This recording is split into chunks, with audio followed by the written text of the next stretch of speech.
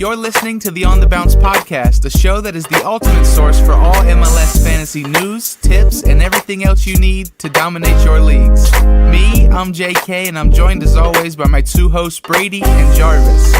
Together, us three make up On the Bounce, and we're here to give you the best advice we can, along with some pretty great entertainment. Now, with all this out the way, let's jump right into today's episode.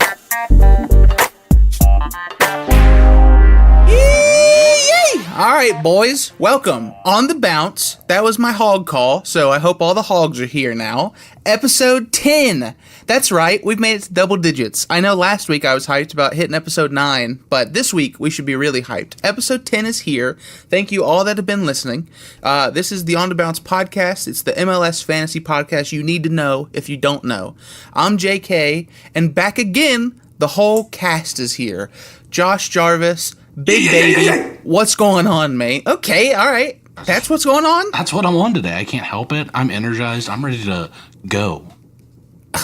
Okay, well, if you guys have listened before, you know that's a bit different. Usually he's impartial. He's the judge around here. He's chilling, but he's lit today, so it's going to be a fired up episode. Brady over here on the other side, Gravy the Gaffer. You all know him. You all love him or hate him. What's going on, lad? I'm here, the resident hog expert in the building, ready to decipher week 10 or episode 10. Decipher it. Okay. So Brady's ready to break it down. Jarvis is ready to break it up. So it's time, lads. Whew. All right. So if you guys were watching last week MLS action for week 6, it was another good full week of action. Lots of crazy games to go over. Lots of good high scores in fantasy. Some big boys let us down. Some new guys brought us up. So it's going to be a fun episode. If you guys are new around here, the Tuesday episodes are the ones where we recap the previous week. We go over the winners and losers and our opinions, and we bring you hidden gems that we think you need to know about. So before we jump into all this, let's just quickly do an MLS recap. This isn't too much fantasy. This is just giving our quick impressions, all three of us, of like what happened in the week of MLS, what were some crazy games, some crazy goals, highlights, all that stuff. So Brady, why don't you start us off? What is some cool MLS stuff that you saw over the weekend? Hey man, you know, I got to start off with our team, with our boys, FC Cincinnati, because they showed out for us, and they even though we're going against the B team against SKC, you know, they came through and they got 1 point. I mean, you're not too hyped about it because you really could have had 3 points. But I thought it was a good game, and I'm really happy that it's a tough opponent no matter what, and I'm glad they got away with a point.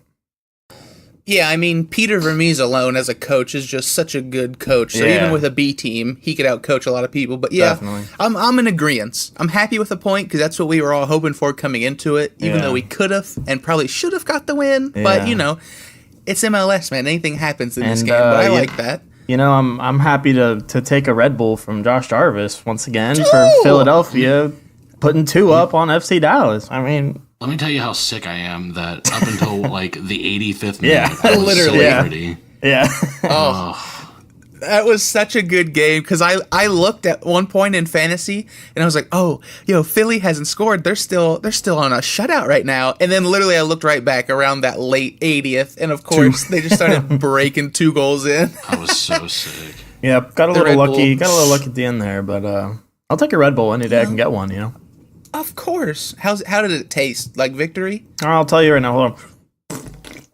Okay. A little ASMR. Really good. Really good. Nice. Excellent. Always better when you don't pay for it. Yep. 100%. That's my motto of everything in life. $3.99. Okay. So Jarvis, what did you think of the MLS week this week? So a few key things that stood out to me were Orlando City putting up 4 big ones on Colorado. And Colorado has had like an ongoing trend of getting like just letting in like 2 goals a game minimum, it seems like. So their defense is definitely suspect. And then LAFC versus DC. We saw who the real top dog was in the MLS.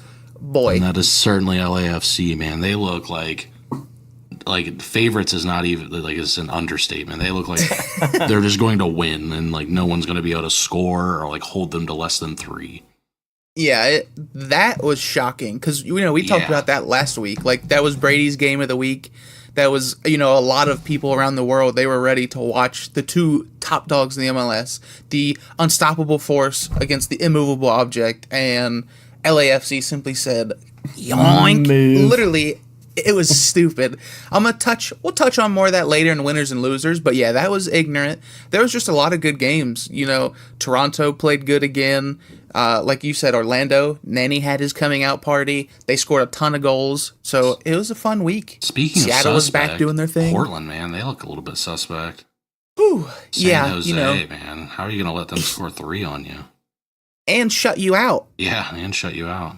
Any team that makes San Jose look like LAFC had a rough week. I'll tell you that. That is for sure. Yikes, that was weird. That was terrible. But yeah.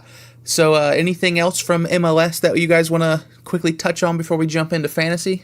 I don't think so. I think that was about it. Yeah, I don't think so either. All right. So now, once more, before we jump into our normal segments, there is some new shaking up this week in the MLS fantasy world. There is games on Tuesday, tonight at 8 p.m., DC United versus Montreal, and game Wednesday, Colorado versus Seattle. And all 4 of those teams play twice this week. So this is a thing in MLS fantasy. If you guys are new to playing, this is a thing that you have to be ready for, because this is some big points you have to capitalize on. On the fantasy screen, there's a button that says double game week. If you click that, it brings up every player in the fantasy pool that has 2 games this week.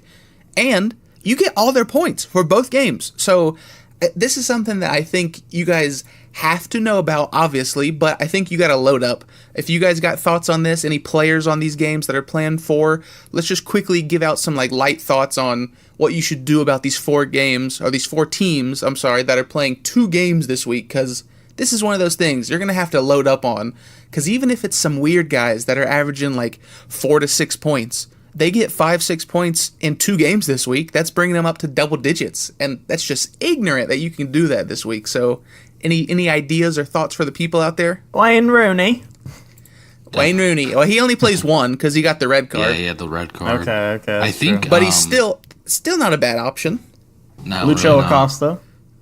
Yeah, of course. I think all the big boys for DC. That Seattle and who do they play? Colorado play Wednesday, and I think it'll probably be the same for DC and Montreal. But especially for that, I don't think there's any shot that the 11 guys that play Wednesday play Saturday. I mean, two days of rest, they're going to be dead. I'm sure it'll be the same for DC and Montreal, but I wouldn't jump on it too hard, because I would imagine, unless you're a superstar, you're probably not playing both games. And even then, you're probably not playing a full 90 both games. Yeah, that's the downfall of this. So, as much as it's going to be very, tempting and exciting to get on those doubles, because they're going to give you double points since they're playing, obviously, double the amount of games. But like Jarvis was saying, you got to be careful, because you're going to have those unexpected lineups. So like he was saying, DC and Montreal play Tuesday, but then Montreal has to come right back and play Saturday, and so does DC. But the one he was saying to watch out for was Colorado and Seattle play Wednesday night, and then they both turn around and play again Saturday. So that's not a lot of downtime. That's like the CCL schedule. And, obviously it's not CCL, and these teams want to pick up more points in MLS, but it's early, so you're definitely going to have some weird, 11s coming out in probably the later games. But yeah, I think especially pay attention to the lineups Tuesday and Wednesday, because I those are probably the days they're not going to start their full lineups. And it's also kind of weird, because if they do start a player that you want to play on Wednesday and he doesn't do well, I mean, he's probably not going to play very long, if at all, on Saturday, and you're going to be stuck with it because he already played. Yeah, that's a good idea to check your lineups, the Tuesday and Wednesday games, and maybe those are the guys that you put on your bench. And if they do play good, then you can do a switcheroo for another midfielder or whoever they are, sure. And then they could also play that second game. But I think the two big guys you might want to look out for is Stephen Fry and Bill Hamid, the 2 keepers for DC and Seattle, who are both playing great this year. Now, they're both expensive keepers. Bill Hamid's 8.2, Stephen Fry's 8, or I think Hamil might be around that 8 mil too. He's 8.2, Stephen Fry's 8, but these guys are probably going to play both games, because keepers aren't too limited on minutes. Right. They're not going to be unfit. So, I mean, that could be 2 huge guys that are just going to bank up. And normally I'm not a guy that spends that much on keepers, but if you're thinking about it, that's only $4 million each game because they're playing twice. So these are some tricky things that you got to start doing in fantasy to get the leg up on everybody. Yeah, and that, especially with those two keepers, I think is super good. And it's not the Friday episode, but I'm going to say it. It might not be a bad idea if you think both of those keepers are going to start in both games and you like the matchups, maybe throw the captain ban on him. Yeah, for sure. There. Okay. Really, like Jarvis was saying, that's not a bad idea for Bill Hamid has the better of the two matchups. He plays at home Tuesday against Montreal, and then Saturday he's away at Colorado. And neither one of those teams are, anything too scary, but it is the MLS. Anything can happen, but not a bad move. I might shy away from that because it's just more opportunities to lose the clean sheet. And those keepers really get a lot of points only from those big clean sheet games. So I'm thinking, if he loses the clean sheet in the week or gets it in the first week and loses in the second week, I'm not sure how that scoring is going to be, but I might be a little tempted not to do that. If that's it's going to be tempting out there for a lot of people to captain anyone playing twice. Like you could do the Luciano Acostas, you could do the Loderos, anybody, Moreno, Jomo, literally whoever you wanted to on these two teams that are going to be playing twice. You can totally do it this week and feel fine because they're going to be playing twice. And like I was saying, even those guys that might play them both because they're not the superstars, like the midfielders or the straight up like center backs, those guys that average like 4, 5, 6, if they hit 4, 5, 6 over the 2 weeks, they're going to start getting towards 10. So, I mean, that's just great value you're going to find in guys this week on the double game weeks. So, we just wanted to let you guys know that as you're listening, there's a game starting tonight on the MLS week. So, it's a big week, busy week, and lots of new tactics are going to be deployed for all you fantasy managers like us. But now, we'll get on with the regular programming. We'll hop right into the Fantasy Week 6 MLS breakdown. So real quick, before we get into the winners and losers, this is a little quick segment that we do of the overview. Last week in fantasy, the average score was 55 fantasy points. It was a weird week, like I said in the very intro. Some of the big boys let you down, and then there were some guys that were, like the hidden gems we're going to talk about that just went off that not a lot of people started. So the average was 55, like I said. I think we all scored well above that this week. If you guys know it off the top of your heads, go ahead and let them know, or not if you don't know them. I had 81. I think it's 67. I had 84. Yeah, so it was a week that you could have definitely made up ground, or a week that you could have lost them because of it. But the average was 55, so if you guys were around that, you did good. And if you did better, pat yourself on the meat. So it's lit, boys. Water. What, dude? You gotta pound that meat before you throw it on the grill, guys. Treat yourself. Treat yourself. You get it. All right. So now, moving right into the first segment of the fantasy portion, that is the winners and the losers. If you're new around here, every week on the Tuesday, all three of us give you 2 winners and 2 losers each that we think were winners and losers from the week. It's that simple. So, anybody want to kick it off first, or you just want me to pick like normal? Let me go. I got this. Go for it. Hit us with your first winner of the week, Jarvis. Big Cristian Espinoza. Okay. San Jose forward. He really had a breakout week this week against the Timbers. He had a goal and an assist, his second goal of the season, but by far the most he scored in fantasy this week. San Jose really looked good in this game. It's hard to tell if it was Portland being just terrible or if it was San Jose really finding themselves, because both teams have had really weird seasons for sure. But Espinoza finally starting to show that value a little bit. He's at 9.2 mil. And he is up on the year despite not having that great of fantasy weeks. He's only, like I said, scored one other goal, and that was against the Red Bulls in week 3, and he had 9 points then, but that's his league high other than this last week against Portland. So a big week for him. It's got to feel good to have a productive week like that and get involved in the offense. Mm-hmm. Yeah, it was definitely a weird week for both of those teams because both of them are cellar dwellers, but San Jose randomly turned up on everybody, so that was weird for sure. All right, Brady, who's your first winner of the week? All right, first winner of the week, big obvious one here, leading scorer of the week. We're talking about Diego Rossi of LAFC. My guy dropped a hefty 19 points this weekend on the back of a big old hat trick against the top defense in the league, DC United. You know, I called this in the last pod that this was going to be... I said LAFC was going to... The offense was going to go, and you got to start these boys. And guess what? They went ham. I'm telling you, once again, you got to get these boys in your lineup. My guy Ross, he's averaged 13 points per game in the last 3 matches. He's absolutely on fire. 6 goals, 1 assist in 6 matches. He's the second highest scorer in all of fantasy at the moment, only trailing his teammate, Captain Carlos.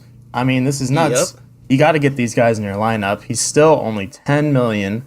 I mean, that's truly a steal, in my opinion. And you got to get... I mean, one of these guys has to be in your lineup every single week. I don't care who the matchup is. They play FC Cincinnati next week. My hometown team that I love with all my heart, and I'm starting both of them, so... Yeah. Yeah. Yeah, that's definitely the winner of the week, and transitioning right into mine pretty much as a whole was LAFC, because... Like, even though we were pretty much in agreement last week that they were going to win this game, I don't know if we were thinking 4-0. Like, no. They weren't thinking absolutely, that. Especially in DC's house. Like, they came in, and their match plan was just, we're simply better than you, and they were. So, LAFC is my winner of the week, simply because they just baptized DC United for the first time this season. The fantasy-wise, it was ignorant. As Brady just said, Diego Rossi led all scorers with 19. He had a hat trick. He finally had a nuclear week where he just really showed his full sauce. Captain Carlos had another week of 10 points. He had a goal, assist, combo. And there was 7 LAFC players that scored over 8 points in fantasy. So if you took Brady's advice last week and started them, regardless of the matchup, it paid out. And just like he said, Diego Rossi's second in all overall scoring. Carlos is first. Walker Zimmerman finds himself in the top 5 too. So LAFC has 3 boys in the top 5 overall scoring this year in fantasy. So like we've been saying, just like Jarvis said in the beginning, it's pretty much they're the team to beat, and I don't know who's going to be beating them. And in fantasy terms, get them. Stack them, especially this week against LAFC. Get them all. Start 3. Ball out on the LAFC boys, because they are ignorant. They're just really that good. Like, it doesn't matter who they're playing, what the matchup is, they're that good. So that is my first winner of the week, the LAFC train, rolling strong. All right, back to you, Jarvis. Who's your second winner of the week? My second winner of the week is going to be Big David Bingham, goalkeeper for the LA Galaxy. Big Ham? With his Big David Bingham his ham. Big Ham. Big Ham, yeah. Big first shutout for this season for him. So that's got to feel good. But he also had, like, the clean sheet, obviously, a big penalty saved, which was huge because that was within the first, 25 minutes of the game, I think. Yeah. And then he had 5 saves on top of that. So, I mean, that's crazy. He had a great week, and that's got to feel good for the LA Galaxy and their offense, finally getting a shutout that they, I'm sure, have so desperately wanted, because it seems like they've been giving up 2 goals a game pretty consistently. But yeah, so a big step for the LA Galaxy, a big step for David Bingham, and he's only at 5.5 million, so not too bad of a value for him. It's a steal. Oh, I like that. That's a nice matchup. A guy to look for on good matchups. Yeah. I like it. David Bingham, I like it. All right, Brady, who's your second winner of the week? All right, lads, my second winner of the week, I'm going with Nani. My guy, Nani, has finally officially arrived to the MLS, ladies and gents. The legendary Portuguese forward entering the MLS. You know, he was good. He was playing well. He was getting some assists. You know, he was connecting the defense to the offense. It was nice. He was playing well, but he just wasn't, doing what you thought. He wasn't doing, Carlos Vela numbers, like you think these guys who are dominant in other leagues to come in and do it. But this week, my guys, he's here. He's ready. 15 points in his last match, 2 goals, 1 assist. He's up to 2 goals and 4 assists on the whole season.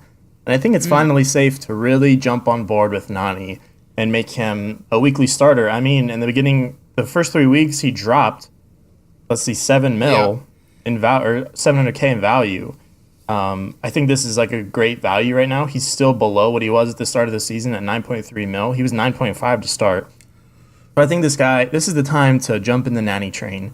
Even if you started him in these weeks, I mean, he's gotten 7 twice. He's gotten 4 twice. That's not awful compared to what Lodero does every other week or Valeri did last week. So I think this is the time to finally throw Nanny in your lineup, feel comfortable, and maybe give him that captain's choice. And if the matchup calls for it. So it's Nanny time. Throw him in your lineups, boys. It's definitely Nanny time. And to touch on that, or to add one thing to that, he cracked the top 10 overall scoring in fantasy already. And don't forget, those first 2 weeks in the MLS, he didn't play significant numbers, or minutes, I mean. The first week, he was getting eased into it. So it's definitely time to jump on that Nanny wagon. I like it. Hop on Nanny's wagon is what I'm telling you, boys. All right, so my last winner of the week is a Columbus Crew defender, Josh Williams. Now, this is a great story. So if you guys have been listening to us or just paying attention to fantasy, you all know Gaston Saro was the big performer for the Columbus Crew defense. He was the rock in the middle of their defense. He was scoring goals. At one point, he was like third overall in fantasy scoring. He was playing great. So Josh Williams has a good story. 2 weeks ago, they said he was driving into training early in the morning, and Gaston Saro was leaving training early in the morning. Caleb Porter told Josh Williams Saro had the flu, and he was going to be starting just 2 days from now against Atlanta.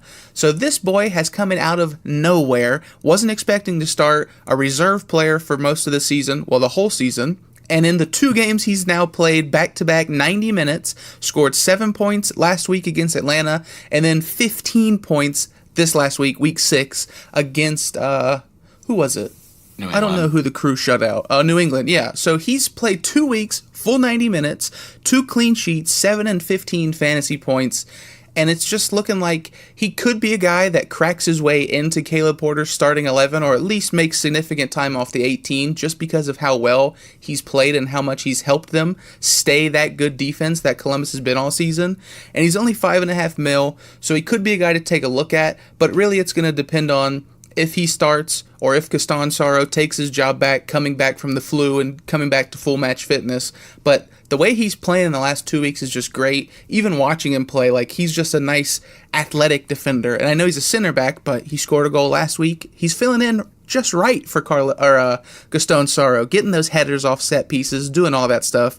So he's just an exciting guy in fantasy, that cheap. And if he does start starting or playing off the 18, he's definitely someone to look for to make you a bit of change. So Josh Williams, center back from the Crew, is my second winner of the week. And jumping right into the losers, I'm going to kick it off with the losers of the week, and it's Portland, the Portland Timbers. Like Jarvis was saying earlier, like we all were saying earlier, yikes. PU is what I'm going to say to that, boys. Absolute stink from Portland Timbers. They let San Jose pipe them up 3-0. 3-0 from San Jose. And, you know, we've all talked about it. You all know San Jose's not good. They haven't been playing good.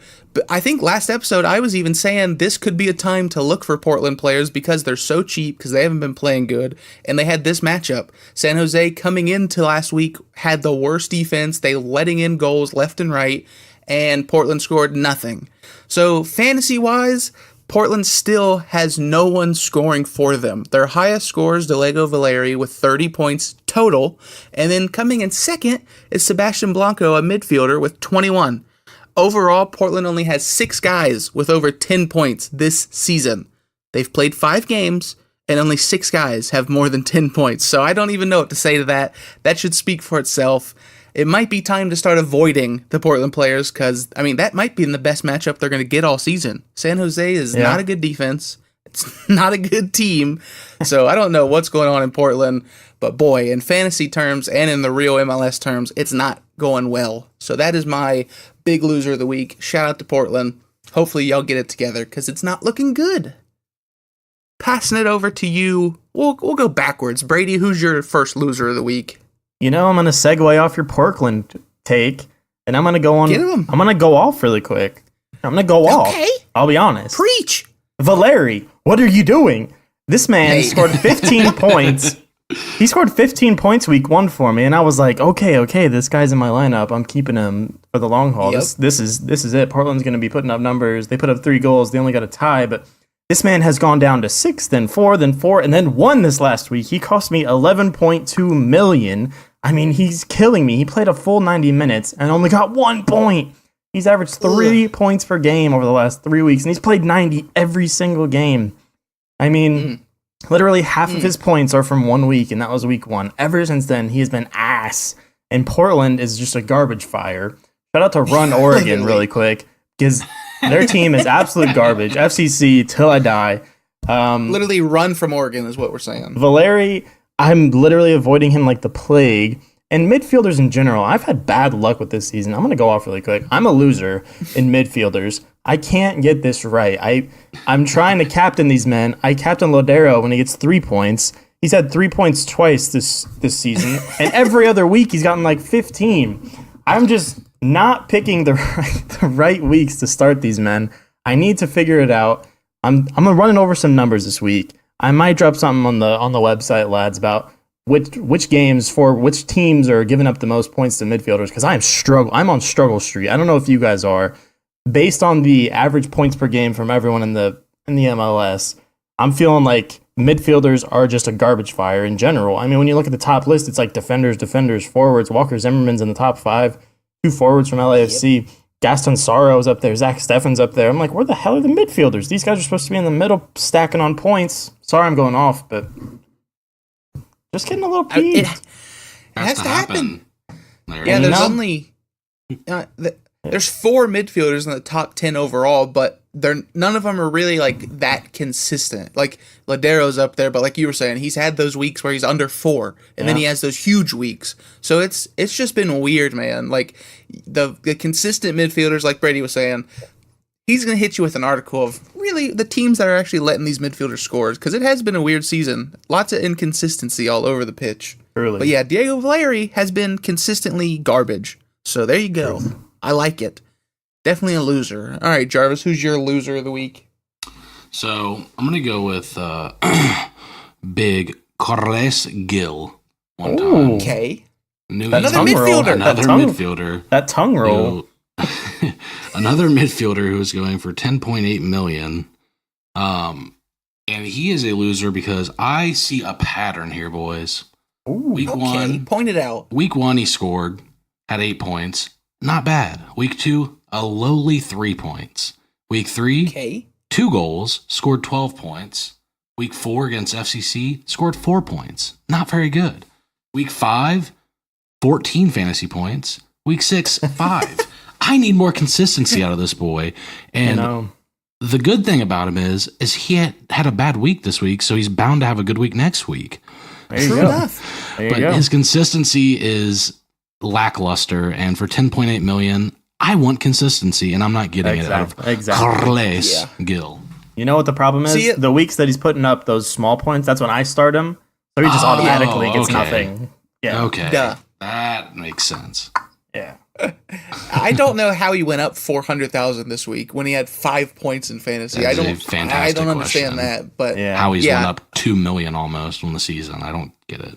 Yeah, like you could kind of make the case for those, because when he has good weeks, they're huge weeks. But like this week he had 5 and he still went up 400. So maybe they saw something we didn't. But yeah, he's just like Lodero, just like Brady was saying. They're both in the top 10 scoring, but they're averaging like 7, and that's just seriously outweighed by their big performances because they got some stinkers on the season. Bigly. Yeah, exactly. Bigly.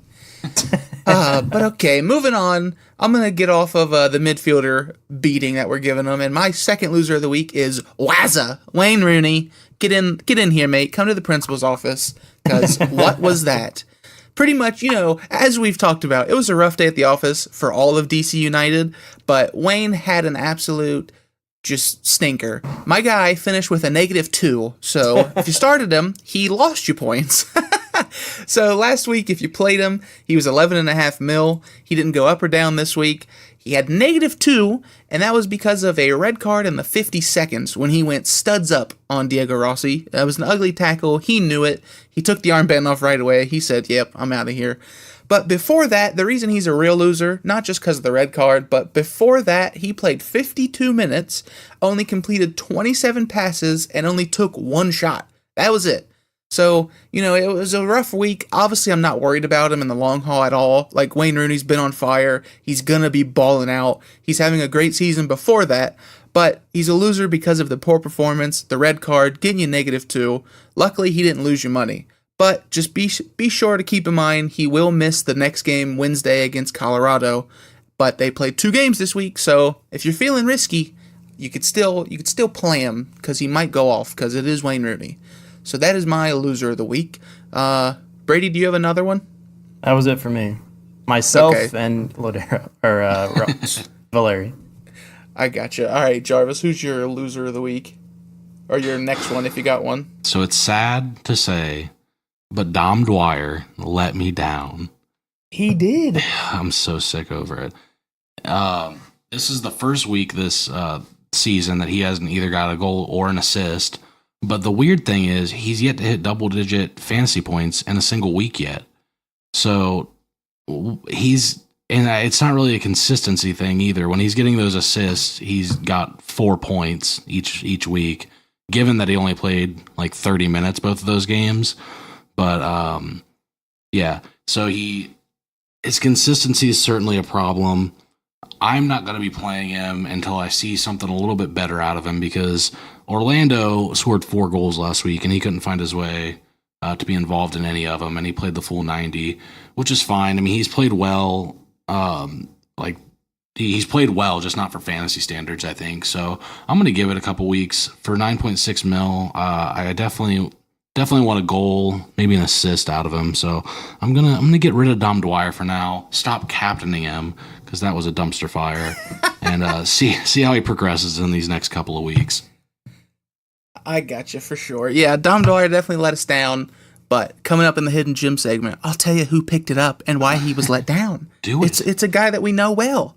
All right, so we're going to move right along. That was the winners and losers segment. I hope you guys enjoyed it. If you agree or disagree with our winners, or you got some other winners and losers, hit us up on Twitter at OTBounce. Let us know what's popping in your brains. And, just hit us up on Twitter. We're lonely, dog. Just get at us. All right, so moving right along into the fan favorites section. You can hear every one of them cheering right now. Yay, it's Hidden Gems time. Hog Talk, it's here. Okay, so this is the Hidden Gem segment, boys and girls. If you're new around here, this is the best segment. This is the one that's going to make you money, stack your pockets fat with the guap, what you need to know.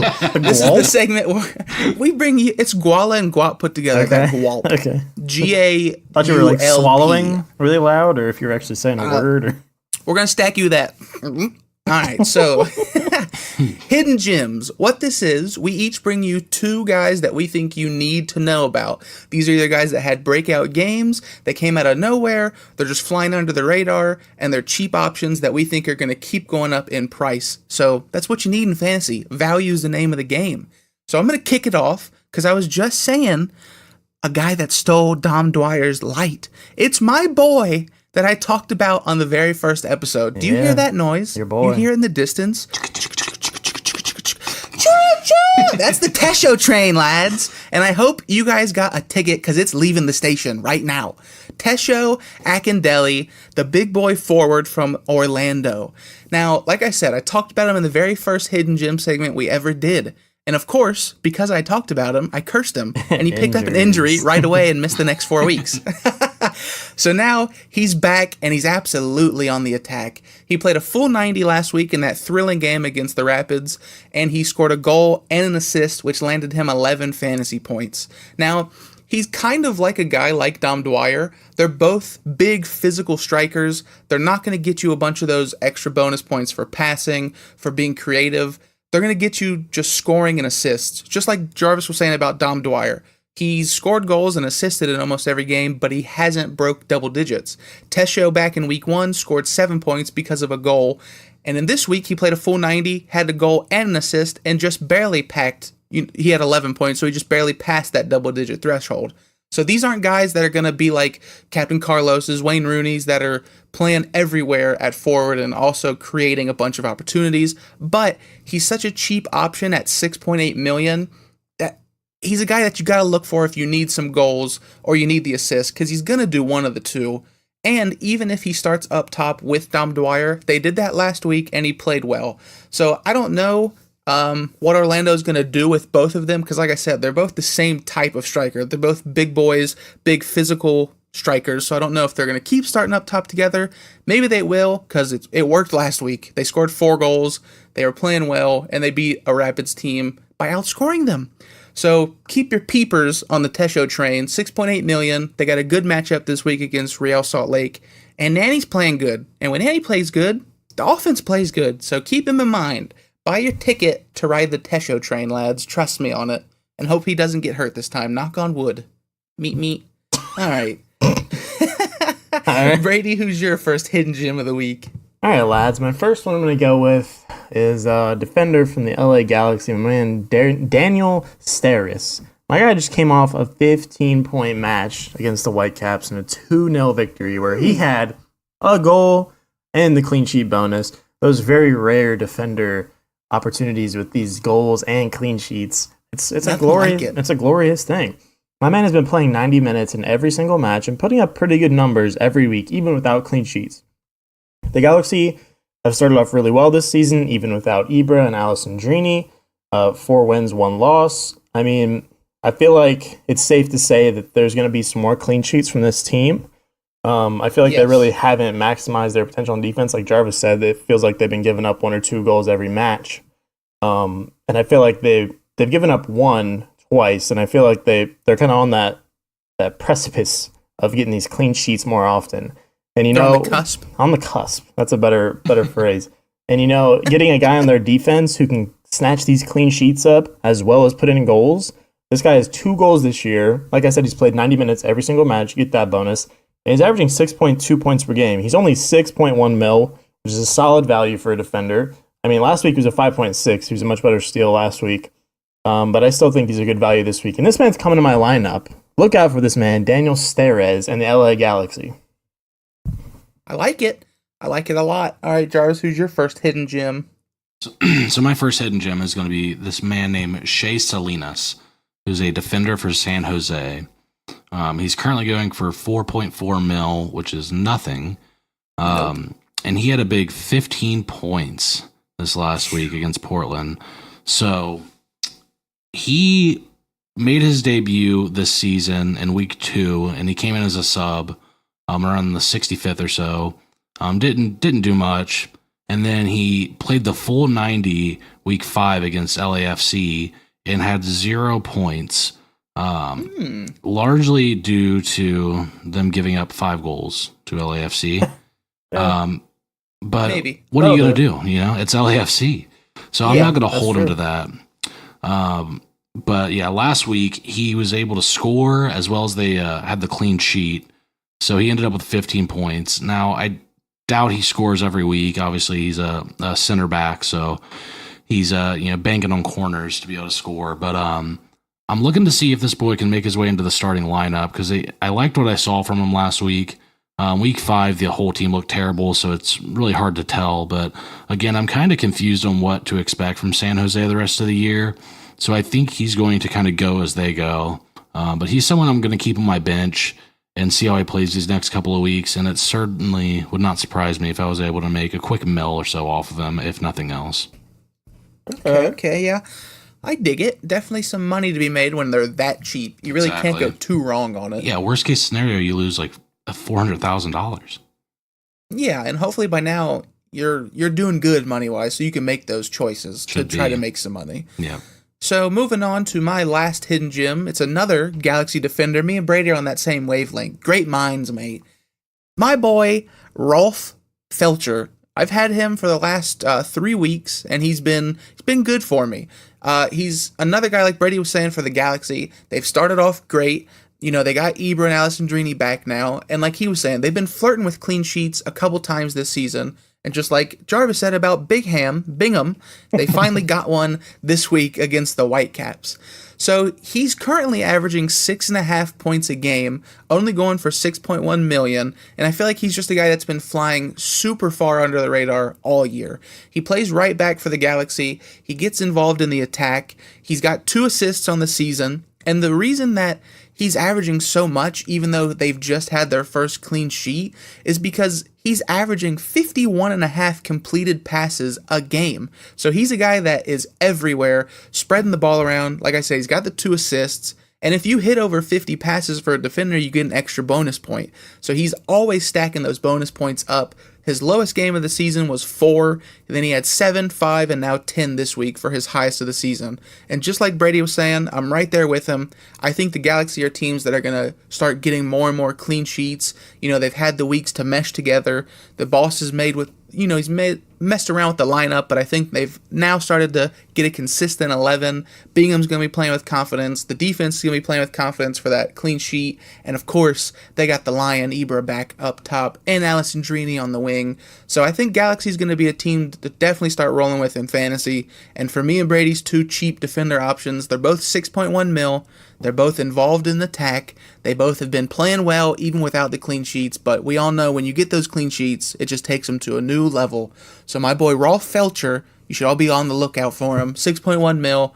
It's time to ride the Rolf, boys. I'm all about riding them today. Our picks are eerily similar.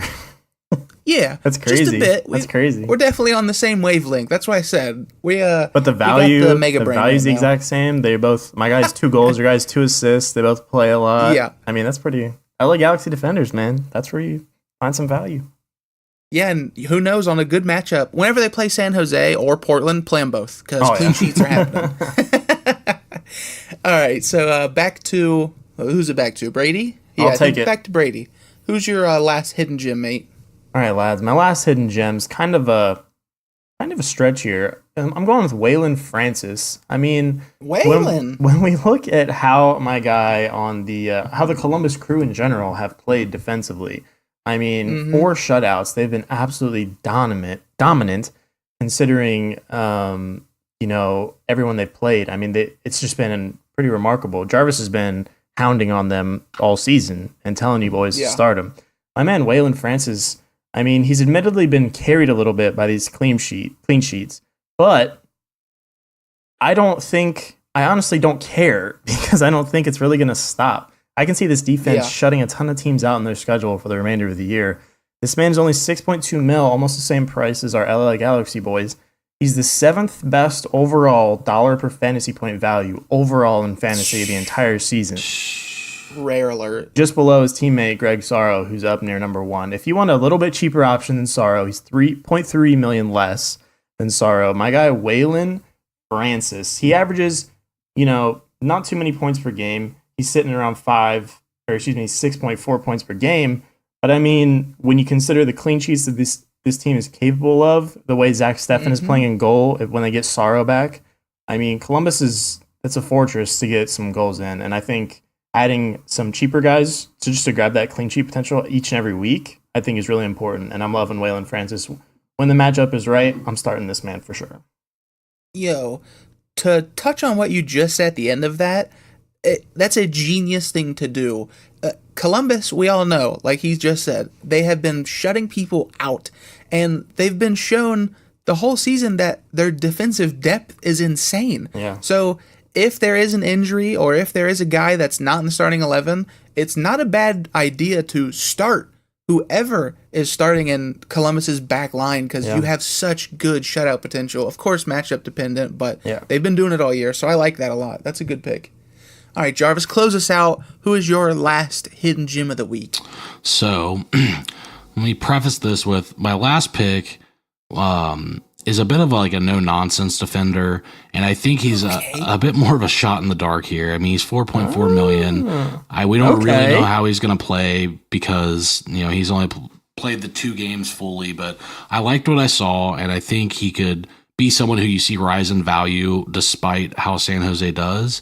And this guy is the same. Harold Cummings, who's also a defender for San Jose. Now, there's a big difference here, though. Harold Cummings is going for 5.1 million. He started the season out at 5, so he's only went up 100,000.